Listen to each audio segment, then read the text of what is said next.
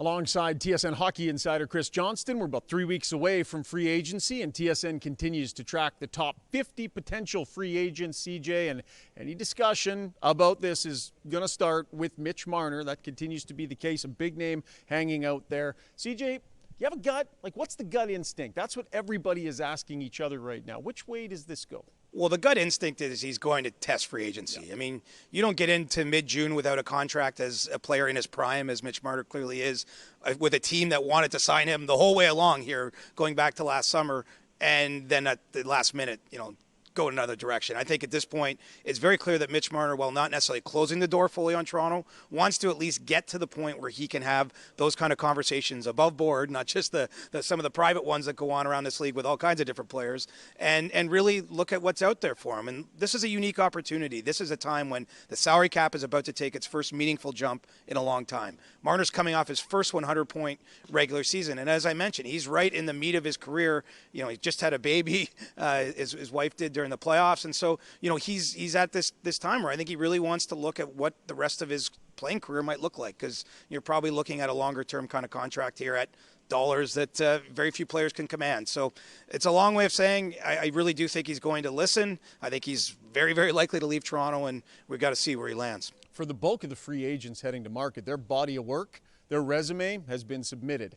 That's not the case with two of the Florida Panthers. You got Brad Marchand and you got Sam Bennett that are both continuing to add to that resume. Let's start with Marchand because he was made available today. He was so at ease, CJ. He sat there for 25 minutes doing a scrum, another 25 minutes standing around chatting.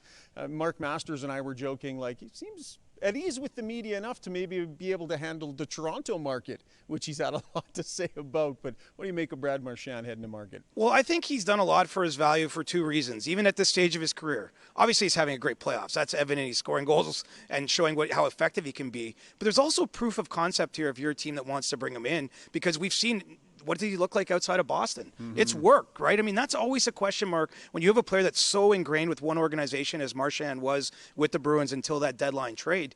You've seen it. He's just a plug-and-play difference maker for a team that has a chance to win a Stanley Cup here. So I think there's a lot of confidence in the market about him. One thing Marchand mentioned to me, actually, Ryan, was that there's a little uncertainty on both sides of the table with this summer just because of the fact the cap is taking a jump. It's going to take a jump again in 2 seasons, in 3 seasons. That's already baked in. And so, establishing what fair value is, I think will be an interesting conversation, again, with everyone on our board.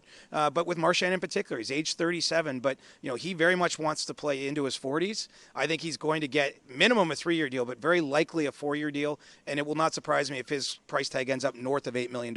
So, that's not the kind of money you typically see a player at this stage of his career get, but he's also having a playoffs that you don't usually see right before a guy hits the open market. Sam Bennett, he's a bit of a unicorn around the league. A player that can produce that level of offense, always comes through on the big stage he has shown, is a heat-seeking missile physically and not afraid to fight just about anybody around. This is a very unique player playing the best hockey of his life on the biggest stage heading into a contract. I'm going to go so far as to say there's no precedent for exactly the precise circumstances you've outlined there. That we've never had a player who is a pending UFA like Bennett is perform at this level right before potentially hitting the open market. In fact, right now, if you were to take a poll of our colleagues here in the press room, I think he'd be the Conn Smythe favorite if that vote had to be made in this moment.